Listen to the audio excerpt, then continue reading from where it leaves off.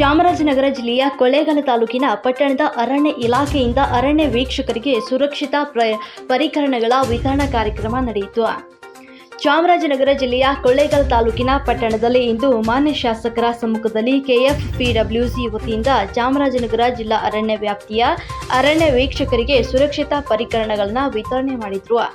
ನಂತರ ಕಾರ್ಯಕ್ರಮವನ್ನು ಗಿಡಕ್ಕೆ ನೀರು ಹಾಕುವ ಮೂಲಕ ಉದ್ಘಾಟಿಸಿ ಮಾತನಾಡಿದ ಶಾಸಕ ಎಆರ್ ಕೃಷ್ಣಮೂರ್ತಿರವರು, ಅರಣ್ಯ ಸಂರಕ್ಷಣೆ ಅಧಿಕಾರಿಗಳಿಗೆ ಅದು ನಮ್ಮೆಲ್ಲ ಮತ್ತು ಸಾರ್ವಜನಿಕರ ಹೊಣೆಯಾಗಿದೆ. ಅರಣ್ಯದಲ್ಲಿರುವ ಪ್ರಾಣಿಗಳು ಊರೊಳಗೆ ನುಗ್ಗಿದಾಗ ಜನರು ಗಾಬರಿಯಾಗ್ತಾರೆ. ಆದರೆ ಪ್ರಾಣಿಗಳಿಗೆ ಅಲ್ಲಿ ಆಹಾರ ಸಿಗದಿದ್ದಾಗ ಮಾತ್ರ ಅವುಗಳು ಇತ್ತ ಕಡೆ ಬರುತ್ತವೆ. ಅದರಿಂದಾಗಿ ಅರಣ್ಯವನ್ನು ಸಂರಕ್ಷಣೆ ಮಾಡುವುದು ಪ್ರತಿಯೊಬ್ಬರ ಆದ್ಯ ಕರ್ತವ್ಯವಾಗಿದೆ ಅಂತ ತಿಳಿಸಿದ್ರು. ಮತ್ತು ವಿಜಡಂ ಶಾಲೆಯ ವಿದ್ಯಾರ್ಥಿಗಳಾದ ಶ್ರೀನಿಧಿ ಮತ್ತು ಬಹುಶತ್ ಅವರು ಮಾತನಾಡಿ, ಅರಣ್ಯ ಸಂರಕ್ಷಣೆ ಜವಾಬ್ದಾರಿಗಳು ಮತ್ತು ಅರಣ್ಯದ ಮೇಲೆ ನಮಗೆ ಇರುವ ಕಾಳಜಿ ಬಗ್ಗೆ ಬಹಳ ವಿನೂತನವಾಗಿ ಮಾತನಾಡಿದ್ರು. ಈ ಕಾರ್ಯಕ್ರಮದಲ್ಲಿ ಮುಖ್ಯ ಅರಣ್ಯ ಸಂರಕ್ಷಣಾಧಿಕಾರಿ ಚಂದ್ರಶೇಖರ್ ನಾಯಕ್ ಮತ್ತು DFO Santosh Kumar, KFPWC CEO Naveen Nichchal, ACF Shashidhar ಮತ್ತು ಎಲ್ಲ ಅರಣ್ಯ ಅಧಿಕಾರಿಗಳು ಭಾಗವಹಿಸಿ ಕಾರ್ಯಕ್ರಮವನ್ನು ಯಶಸ್ವಿಯಾಗಿ ನಡೆಸಿಕೊಟ್ರು. ನಿಮ್ಮ ಡೇಟಾ ಹಾಳಾಗಿ ಹೋಗಿದ್ರೆ ನೀವು ಚಿಂತಿಸಬೇಡಿ. ಬೇಗನೆ ಉಸ್ಮಾನ್ ಡಾಟಾ ಸರ್ವಿಸಿಂಗ್ ಸೆಂಟರ್ಗೆ ಭೇಟಿ ಕೊಡಿ. Hard disk, pen drive, memory card, DVD ಇನ್ನಿತರ ವಸ್ತುಗಳಲ್ಲಿ ಇರುವ ಎಲ್ಲ ಡೇಟಾ ರಿಕವರಿ ಮಾಡಿಕೊಡಲಾಗುವುದು. ಕರೆ ಮಾಡಿ. ಮತ್ತು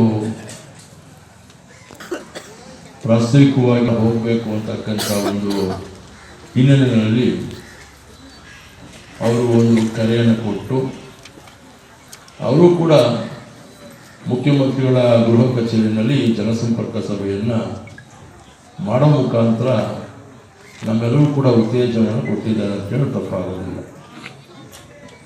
ನಮ್ಮ ಜಿಲ್ಲೆಯಲ್ಲೂ ಕೂಡ ನಮ್ಮ ಜಿಲ್ಲೆಯ ಮಂತ್ರಿಗಳಾದಂಥ ಮಾನ್ಯ ಶ್ರೀ ವೆಂಕಟೇಶ್ ಅವರು ಕೂಡ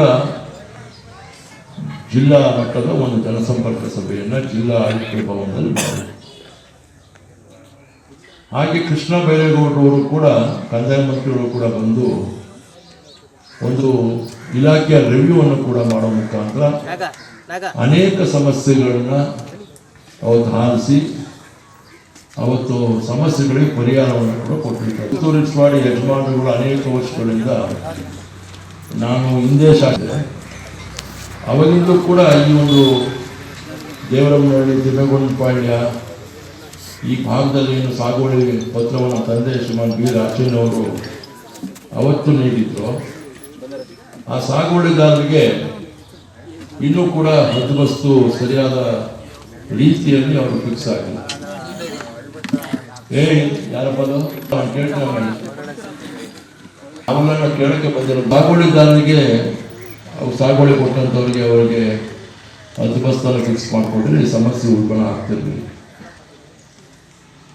ಕಾಡು ಬೆಳೆದು ಕಾಡೆಲ್ಲ ನಮ್ಮದೇ, ನಾಡಲ್ಲೂ ಕೂಡ ಕಾಡು ಬೆಳೆದು ಕಾಡೆಲ್ಲ ನಮ್ಮದೇ ಅಂತೇಳಿ ಅರಣ್ಯ ಇಲಾಖೆಯವರು ಅಂದು, ಇವತ್ತಿನ ಅಧಿಕಾರಿಗಳು ಅಂದಿನ ಅಧಿಕಾರಿಗಳು ಟ್ರೆಂಚ್ ಹೊಡೆಯುವ ಮುಖಾಂತರ ಸಾಗುವಳಿದಾರ ಜಮೀನು ಒಳಗಿದ್ರು ಕೂಡ ಅದನ್ನು ಜಾಯಿಂಟ್ ಸರ್ವೆ ಮಾಡಿ ಬೌಂಡ್ರಿ ಫಿಕ್ಸ್ ಮಾಡಿದೆ ಅದನ್ನು ಕಾಡು ಅಂತೇಳಿ ಭಾವಿಸಿ ಅವರು ಕೂಡ ಟ್ರೆಂಚ್ ಹೊಡೆದ್ಬಿಟ್ಟಿಂದ ಸಾಗುವಳಿದಾರ ನಮ್ಮದು ಅಂತ ಹೇಳಕ್ಕೆ ಹೋದಾಗ ಅವರಿಗೆ ಪೊಲೀಸ್ ಸ್ಟೇಷನ್ನಲ್ಲಿ ರಾಮಸಮರ್ ಪೊಲೀಸ್ ಕಂಪ್ಲೇಂಟ್ ಕೊಟ್ಟು, ನಾನು ಹೇಳ್ತಾರೆ 20 ವರ್ಷದ ಮಾತು, ನಾನು ಒಂದು ಮತದಲ್ಲಿ ನಾನು ಗೆಲುವನ್ನು ಸಾಧಿಸಿದ್ರು. ಆ ಸಂದರ್ಭ ಎಲ್ಲರೂ ಕೂಡ ಅರೆಸ್ಟ್ ಮಾಡಿದ್ದೆ.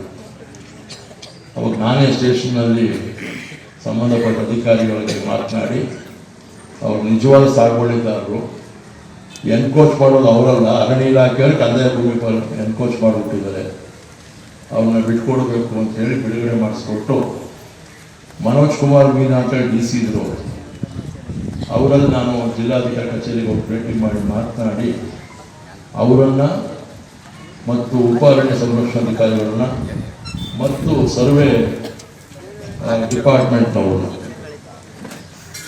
ಜೊತೆಗೂಡಿ ಅವ್ರ ನಾನು ಕೂಡ ಹೋಗಿ ಆ ಭಾಗದಲ್ಲಿ ಈ ನಮ್ಮ ಎಲ್ಲ ಸುತ್ತೂರು ಸುವಾಡಿಯ ಸಾಗುವಳಿದಾರನ್ನು ಕೂಡ ಬರಮಾಡಿಕೊಂಡು ಇವ್ರಿಗೆ ಅನ್ಯಾಯ ಆಗಿದೆ, ಅದನ್ನು ಜಾಯಿಂಟ್ ಸರ್ವೆ ಮಾಡಿ ನೀವು ಬಿಡುಗಡೆ ಮಾಡಿಸ್ಕೊಡ್ಬೇಕು ಜಮೀನು ಅಂತ ಹೇಳಿದ್ರು. ಆ ಪ್ರಯುಕ್ತ ಅವರು ಕೂಡ ಜಾಯಿಂಟ್ ಸರ್ವೆ ಮಾಡಿಸ್ತೀನಿ ಅಂತ ಮಾತನ್ನು ಕೊಟ್ಟು ಪ್ರಾರಂಭ ಮಾಡಿದ್ರು. ಕಾರಣದಿಂದ ವರ್ಗಾವಣೆ ಆಯಿತು, ಅದು ಅಲ್ಲಿ ನಿಂತು ನಾನು ಒಂದು ಓಟಲ್ಲಿ ಗೆಲುವನ್ನು ಸಾಧಿಸಲಿಲ್ಲ. 20 ವರ್ಷ ಆಗಿದೆ. ಇವತ್ತು ಮತ್ತೆ ನಿಮ್ಮೆಲ್ಲರ ಆಶೀರ್ವಾದದಿಂದ ಆಯ್ಕೆ ಆಗಿ ಬಂದಿದೆ. ರಾಮಾಯಣದಲ್ಲಿ 14 ವರ್ಷ ಅಂದರೆ ನನಗೆ ಈ ಕೃಷ್ಣನಿಗೆ 19 ವರ್ಷದ ವನವಾಸ.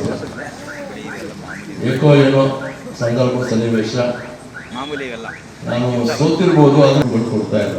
ಒಂದು ಚುನಾವಣೆ 25,000 ಬಿಟ್ಟರೆ 2008ರಲ್ಲಿ 3 ಪಕ್ಷಕ್ಕೂ 25,000 ಕೊಟ್ಟಿದ್ರು. ನಾನು ಸೋದರ ಸಮಿತಿ ಕೂಡ 13,000 ಓಟ್ ಕಿತ್ತಾಗ. ಈ ಕಾರ್ಯಕ್ರಮದ ಸಹ ಪ್ರಾಯೋಜಕರು ಕಲಬುರಗಿ ಫ್ಯಾಮಿಲಿ ರೆಸ್ಟೋರೆಂಟ್. ರುಚಿಯಾದ ಊಟ ಸೇವಿಸಲು ಒಮ್ಮೆ ಭೇಟಿ ನೀಡಿ. Humnabad main road, Mother Teresa ಆಸ್ಪತ್ರೆ ಎದುರುಗಡೆ, ಕಲಬುರಗಿ. ಹಾಗಾಗಿ ಬಳಕರ್ತರಿಗೆ ಮೋಸ ಆಗಬಾರ್ದು. ಆಮೇಲೆ ನಮ್ಮೂರಿಗೆ ಸರಿಯಾದ ರಸ್ತೆ ಇಲ್ಲ ಸರ್. ನಮ್ಮೂರಿಂದ ಭಯ ಹೊಮ್ಮ ಅಂಬಡೆ ಅಥವಾ ಕುಡಿಪತ್ತು ಅಂತ ಕಿರಿದಿತ್ತು ಸರ್. ನಾನು 15 ವರ್ಷ ಪ್ರಯತ್ನ ಪಟ್ಟೆ, ಊರಲ್ಲಿ ವಾಪಸ್ ಮಾಡ್ಬಿಟ್ಟು ಈಗ ಮಾಡ್ಕೊಡಿ ಅಂತ ಹೇಳ್ತಿದ್ದಾರೆ. ಅದಕ್ಕೆ ನಮ್ಮ ಅದನ್ನ ಮಾಡಿ ಮಾಡ್ತಾ ಇಲ್ಲ. ರವಿಶಂಕರ್ ಪೂರ್ತಿ ಹೇಳಿದ್ದಾರೆ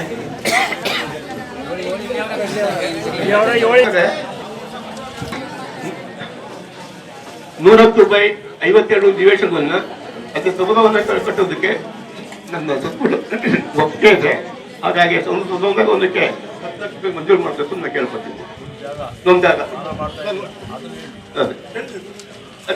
ಮಾಡಲಿಕ್ಕೆ ನಾವು ದಾನ ಮಾಡ್ತಾ ಇದ್ದೀವಿ. ಆ ದಾನಕ್ಕೆ ತೊಂದರೆ ಕಟ್ಟಬೇಕು ಅಂತ ಆಸೆ. ಅಷ್ಟೇ ಸರ್. ಇನ್ವೆಸ್ಟಿಗೇಟ್ ಮಾಡಿ ಇದ್ರ ಬಗ್ಗೆ ನ್ಯಾಯ ಕೊಡಿಸ್ಬೇಕು. ಈ ಗೂಳಿಪುರದಲ್ಲಿ ವೀರಶೈವ ಸಮಾಜದವ್ರಿಗೆ ಜಾಗವನ್ನ ದಾನ ಮಾಡ್ತಾ ಇದ್ದಾರೆ. ಅಂದ್ರೆ ಸಮುದಾಯ ಭವನ ಕಟ್ಕೊಡಿ ಅಂತ ನೋಡ್ರೆ ತಹಸೀಲ್ದಾರ್ ಮತ್ತು ಮುಜರಾಯಿ ಅಧಿಕಾರಿಗಳು ಬೆಳಗನಬೆಟ್ಟ ದೇವಸ್ಥಾನ ಧರ್ಮದರ್ಶಿಗಳಿಗೆ ಇವರು ಪರಿಶಿಷ್ಟ ಜಾತಿಯವರಿಗೆ ಅಲ್ಲಿ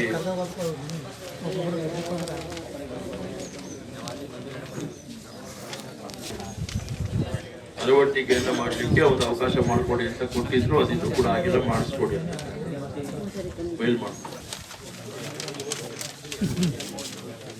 ಶೆಟ್ರು ಕೋಟಂಬಳ್ಳಿ ಗ್ರಾಮಕ್ಕೆ ಬಂದಿಲ್ಲ.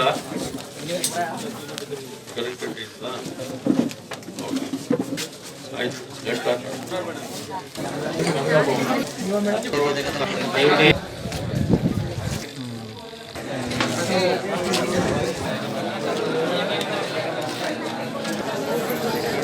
ನಮಸ್ಕಾರ ಸರ್. ಕೋಟಂಬಳ್ಳಿಯಿಂದ ನಮ್ಮ ನಗರದಿಂದ ನಮ್ಮ ಗ್ರಾಮೀಣರಿಗೆ, ವಿದ್ಯಾರ್ಥಿಗಳಿಗೆ, ಅದರಲ್ಲೂ ಹೆಣ್ಮಕ್ಳಿಗಂತೂ ಬಸ್ಸಿನ ಸೌಕರ್ಯ ಇಲ್ಲದೆ ಇರೋದ್ರಿಂದ ಅವರು ಕಾಲೇಜ್ ವಿದ್ಯಾಭ್ಯಾಸನೇ ಮಾಡತಕ್ಕಂಥ ಪರಿಸ್ಥಿತಿ ಆಗಿದೆ. ದಯವಿಟ್ಟು ನಮ್ಮ ಗ್ರಾಮಕ್ಕೆ ಬಸ್ ಸೌಲಭ್ಯ ಕಲ್ಪಿಸ್ಕೊಡ್ಬೇಕು ಅಂತ ತಮ್ಮಲ್ಲಿ ಕೇಳ್ತಾ ಇದ್ದೀವಿ. ಹಂಗೆ ಒಮ್ಮದಿಂದ ಕೋಟಂಬಳ್ಳಿ ಬರೋ ರಸ್ತೆ ಆಗಿದೆ. ಮಳೆ ಬಿದ್ರಂತೂ ಸೈಕಲ್ಲು ಬರೋಕ್ಕಾಗಲ್ಲ.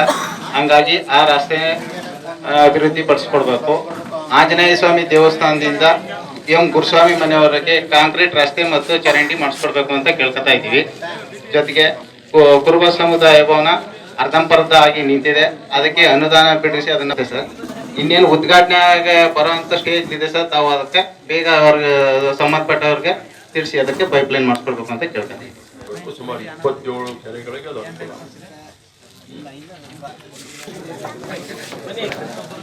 ನಗರ ಸಮಸ್ಯೆ ಅಂದರೆ ಈ ಚರಂಡಿ ಸಮಸ್ಯೆ.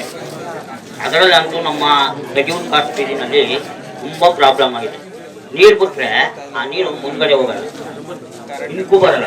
ಮಳೆಗಾಲದಲ್ಲಂತೂ ಅವ್ರ ಕಣ್ಣಿನ ಕೂಡ ನೋಡೋಕ್ಕೂ ಆಗಲ್ಲ. ನಾನು 26 ಸರ್ತಿ ನಾನು ಪಂಚಾಯತಿಯನ್ನು ಕರೆಸಿ ಇದು ಮಾಡಿದ್ದೀನಿ. ಹಾಗೂ TV 9 ಅವ್ರು ಕರೆಸ್ಬೇಕು ಅಂತ ಪ್ರಯತ್ನ ಪಟ್ಟು ಈ ವರ್ಷ ಸದ್ಯಕ್ಕೆ ಮಳೆ ಆಗಿದ್ದ. ಒಂದು ಮನೆ ನನ್ನ ಪಕ್ಕದ ಮನೆಯವರು ನೀರು ಸುಟ್ಟು 4 ದುಡ್ಡು ಕೊಟ್ಟಿದ್ದೀನಿ. ನಾನೊಬ್ಬ ದೊಡ್ಡ ಅಧಿಕಾರಿ ಆಗಿದ್ದಂಥವನು ನಾನು ನೀರು ಸುಟ್ಟು ಕೊಟ್ಟಿದ್ದೀನಿ ಅವ್ರ ಮನೆಯಿಂದ. ಇಂಥ ಪರಿಸ್ಥಿತಿ ಇದೆ. ನಮ್ಮ 94ನೇ ಇಸ್ವಿಲಿ ಸೇವಕ್ಕೋಸ್ಕರ ನಾನು ಭಾಳಷ್ಟು ಕಷ್ಟಪಟ್ಟಿದ್ದೆ. ಆ ಮಧ್ಯೆ ನಾನು ಇರಲಿಲ್ಲ. ಈಗ ನಾನು ಬಂದಿದ್ದೀನಿ ಊರಿಗೆ. ಸಾಹೇಬರು ಇದನ್ನು ಪರಿಗಣಿಸಿ ಈ ಒಂದು ಸಮಸ್ಯೆ ಮತ್ತು ಅಂಬೇಡ್ಕರ್ ಭವನ, ಎಲ್ಲ ಊರಲ್ಲೂ ಅಂಬೇಡ್ಕರ್ ಭವನ ನಮ್ಮೂರಲ್ಲಿ. ಯಾಕಂದರೆ ಅಶಿಕ್ಷತೆ, ನಮ್ಮಲ್ಲಿ ಶಿಕ್ಷಕರ ಕಡಿಮೆ, ಶಿಕ್ಷಣ ಮಟ್ಟ ಇಲ್ಲ. ನಮ್ಮ ಊರನ್ನ ಯಾವ ರೀತಿ ವೃದ್ಧಿ ಮಾಡಬೇಕು, ಯಾವ ಅಧಿಕಾರಿಗಳ ಹತ್ರ ಹೋಗಬೇಕು, ವಿಧಾನಸೌಧ ಮೆಟ್ಲು ಯಾಕೆ ಹಾಕ್ಬೇಕು ಅಂತ ಗೊತ್ತಿಲ್ಲ. ಆದ್ದರಿಂದ ಈಗಂತೂ ಸ್ವಲ್ಪ ಡೆವಲಪ್ ಆಗ್ತಾರ. ಈ ನಮ್ಮ ಊರಿನ ದಲಿತರು ಭಾಳ ಹಿಂದುಳಿದವರು ನಮ್ಮೂರಿಯೇ ಎಲ್ಲರೂ ಸಾರ್ವಜನಿಕವಾಗಿ ರಸ್ತೆಗಳು ಹದಗೆಟ್ಟೋಗಿವೆ. ರಸ್ತೆ ಸರಿ ಮಾಡಿಸ್ಕೊಡ್ಬೇಕು. ಮತ್ತು ನಮ್ಮ ಮಾರಿಗುಡಿಯಿಂದ ಅಂಬ್ಲೆಗೆ ಹೋಗೋ ರೋಡ್ನ ನವಾರ್ಡ್ನಾಗ ಸೇರಿಸ್ಬೇಕು ಅಂತ ಹೇಳ್ಕೊತಾ ನನ್ನ ಮಾತು ಮುಗಿಸ್ತಾರೆ.